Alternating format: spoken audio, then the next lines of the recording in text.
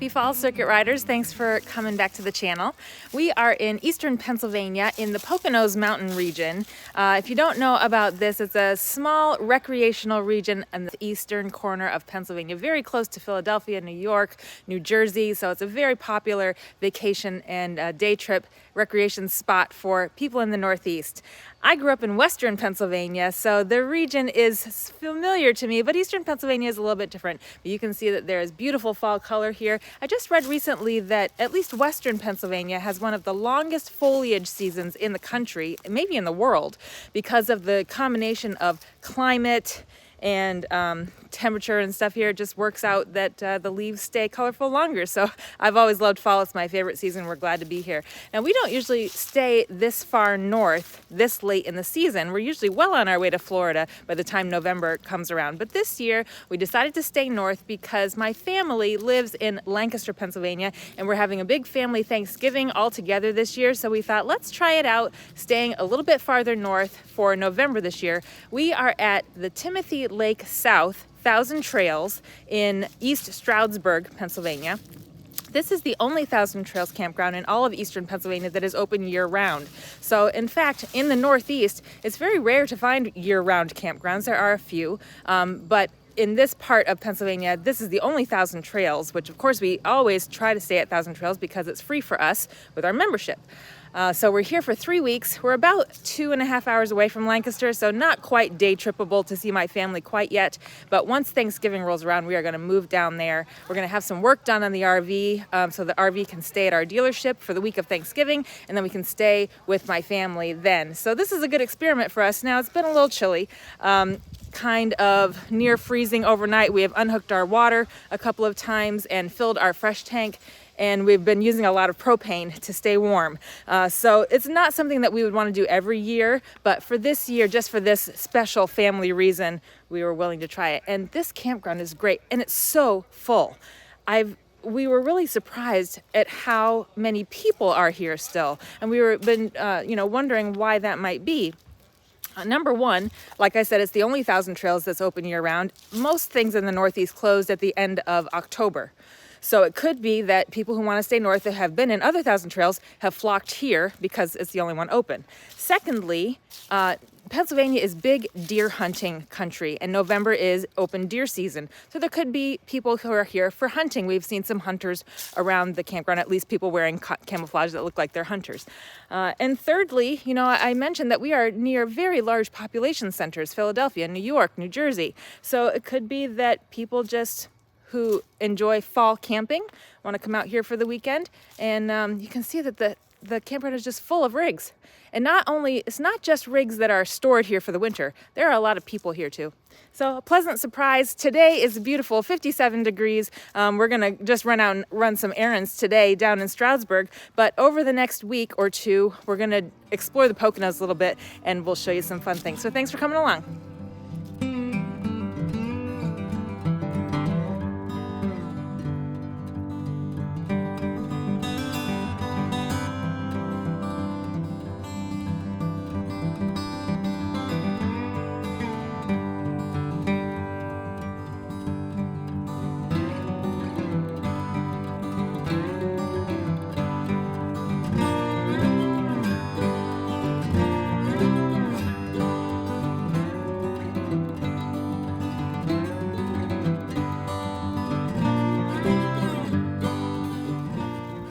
We've come up to the town of Milford, Pennsylvania today to visit Gray Towers.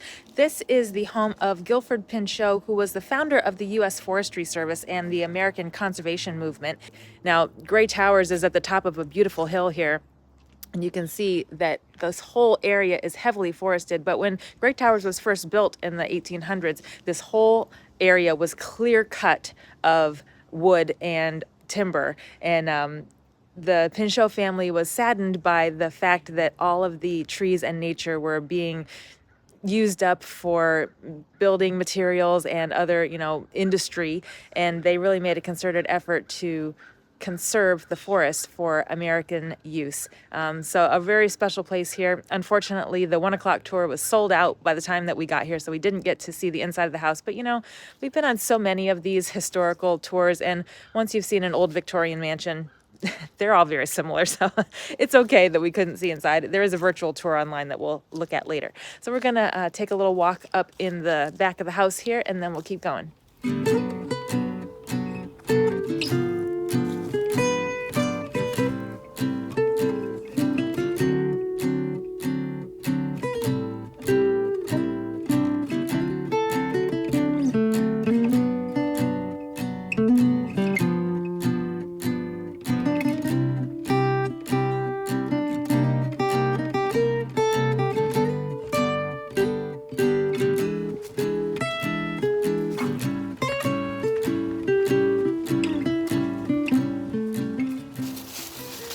There's a little cemetery behind the house.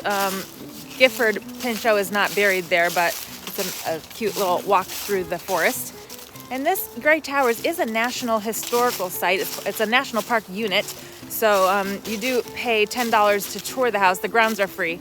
But if you have an America the Beautiful pass, you can get a little bit of a discount for one of the pass holders, like a $5 discount. So it's not free, but if you have that pass, you can take advantage of it.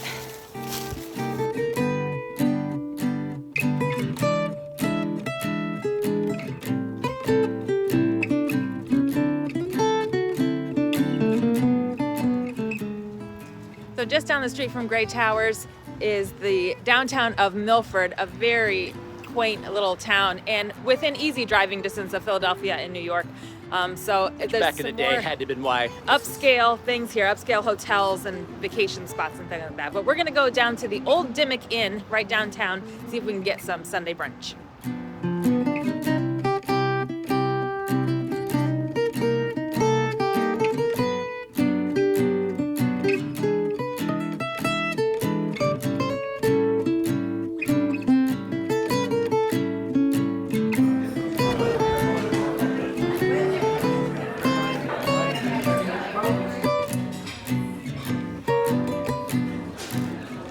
None of the brunch dishes were calling to me, so we decided to get pizza instead.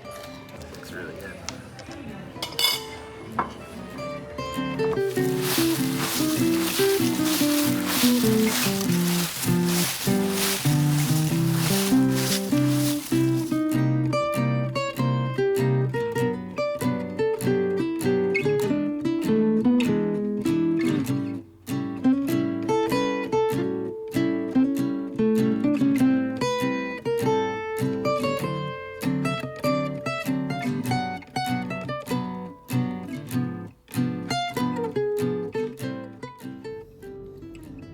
Just dropped Jason off at the Newark airport. He's going on a trip to Canada for a week, so I'm gonna be once again hanging out in the RV. It's so chilly here, though. I don't imagine I'll get out and do very many things, but I am looking forward to maybe doing some crafting projects and baking in the RV, so it'll be a nice week here in Pennsylvania.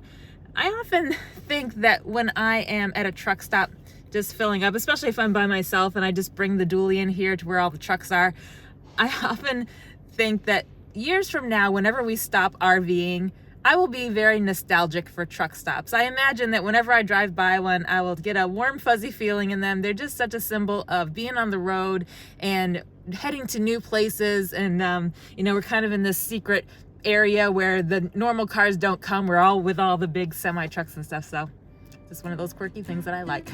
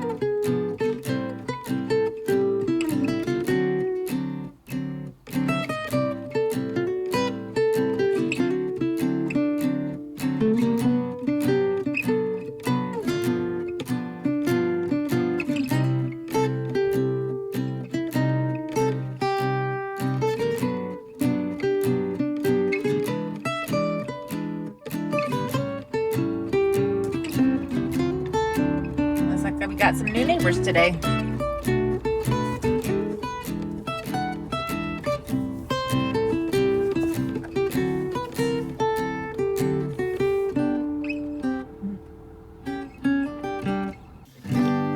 am back at Timothy Lake Campground.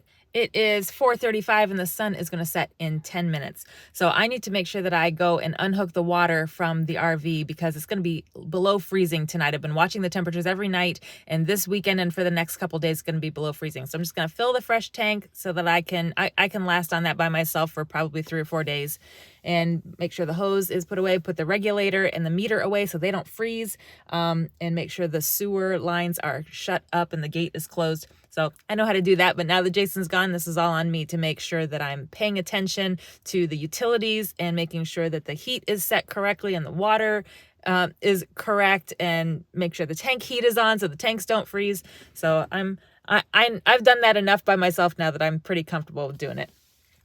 Now, I wanted to mention that, you know, we don't usually stay north this long in the year. It's very unusual that we would still be north of the Mason-Dixon line here in mid-November. And one other thing, in addition to it being colder, obviously, the sun does set much earlier here than it would down south. You may not have ever realized, but the east coast of the United States is not a straight up and down line. The northeast is very far east into the Atlantic Ocean. And as you move south, you're also moving west. So by the time you get to Florida, you're almost to the edge of the Eastern time zone. And they actually have almost an hour more of sunlight down there. So not only is it colder in the north, but you're getting less sunlight in the north too. That makes it tough for me to stay north this long in the year. But of course, having Thanksgiving with family is totally worth it. So we are going to try it out for this year. So the first thing I'm going to do here is make sure our fresh tank is full. I think it's about half full right now. So I'll start this going, and I forgot to turn off my alarm, and now the alarm is going off. All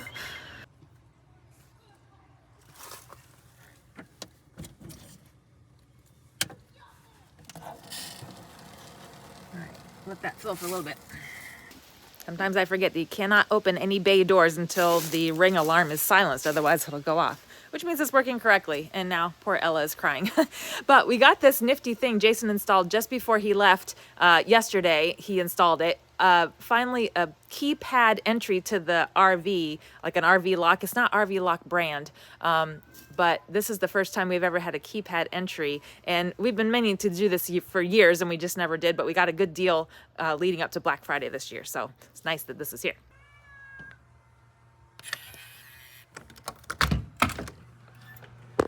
Sorry, Kitty, that was my fault. That alarm is loud. I am going to leave the sewer line hooked up, but I'm just dumping and raising the line to make sure that any water that's sitting in there gets flushed down. And then we're going to close the gate and close the gray tank so that everything is contained in there. Nothing's trying to flow out, and I'll keep some of the heat in there. The tank heat pad is on to keep the tank itself warm and keep it from freezing. And there's not enough water in this line to make it freeze just for overnight. It's only going to dip down like right below 32 and then go back up again tomorrow, so I'm not worried about it. And the fresh tank is done filling now, so I'm going to disconnect this hose and disconnect the regulator so it doesn't freeze.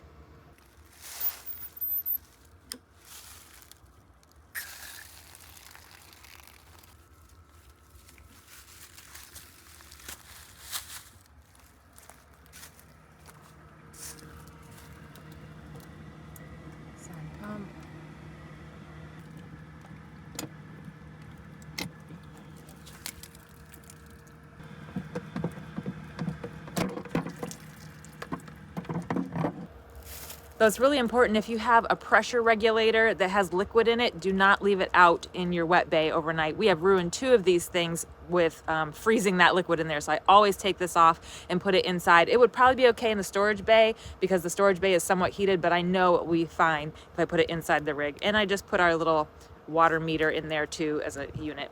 And then I'm going to dump the water out of this hose and put it in the storage bay. Like I said, this is heated, so that'll be fine in there. I think we're good. I had to dump any water out that's sitting in there just because.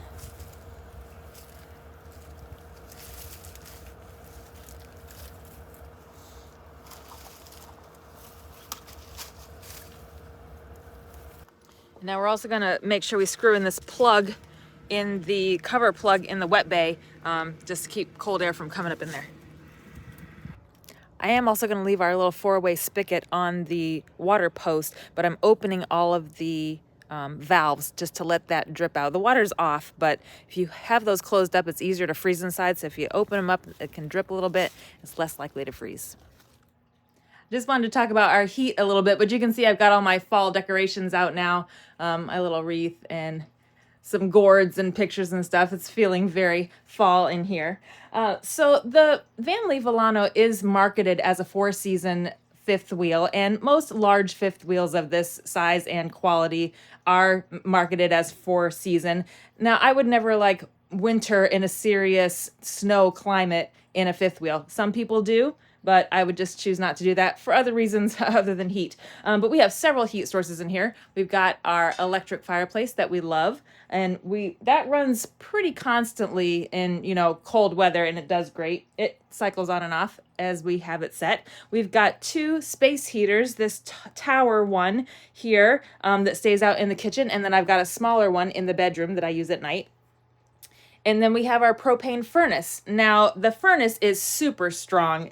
It only needs to run for a few minutes till the whole rig is almost too warm. But it's great for a backup when the space heaters just aren't doing it and it gets really cold out. We turn that propane furnace on. I've got 2 full 30-pound propane tanks here. We made sure we filled up before Jason left, and I know I can always kick that on if I need to. And also the propane furnace is what heats the underbelly and the storage area. There's ducts that run underneath there, so I want to keep that on. I probably set it at about 62, 63 overnight, and that way if the storage bay gets cold or it gets cold in here, that will kick on and heat the storage that's down there. So we're pretty cozy, me and Kitty.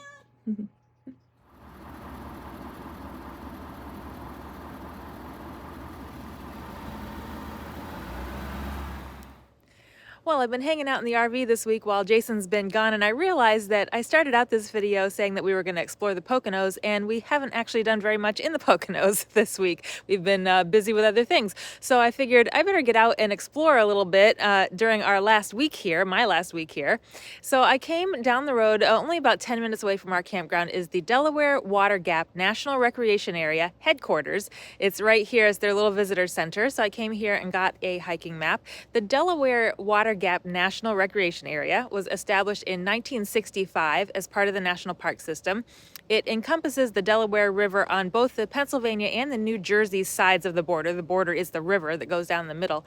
And on the New Jersey side of the Water Gap is part of the Appalachian Trail, which would be fun to hike, but I don't want to drive over to New Jersey today. So I'm going to stay on the Pennsylvania side, and I got a little map inside, and we're just going to do a walk around a lake that's nearby, just so I can get outside and explore this area a little bit. So let's go.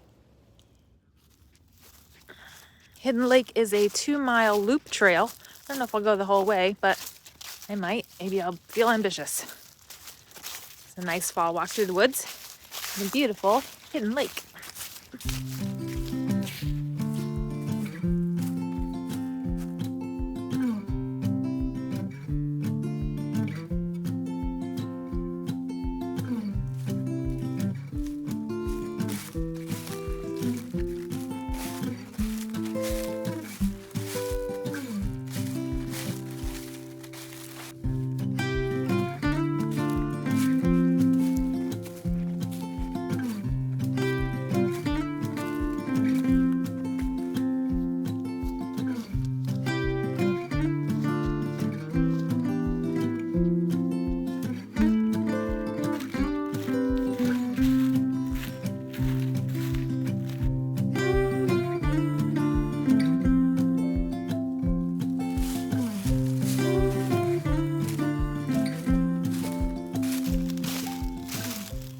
Leaves are almost all off the trees, but still plenty of color here.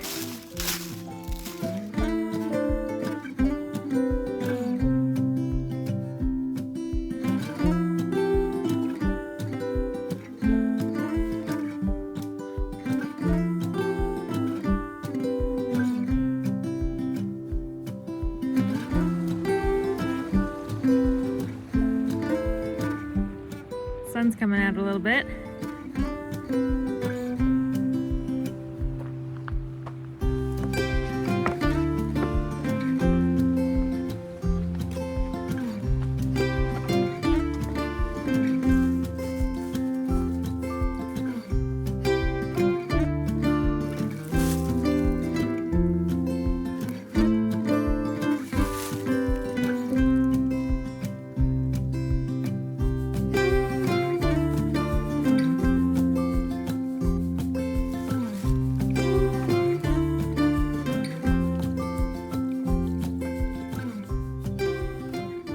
this old house from across the lake, and I thought maybe it was somebody's cabin or something, but it's all boarded up. I think maybe it was a Boy Scout camp at one time because there's some Boy Scout signatures on the picnic tables, or maybe it was a national recreation area building at one point, but there's picnic tables here.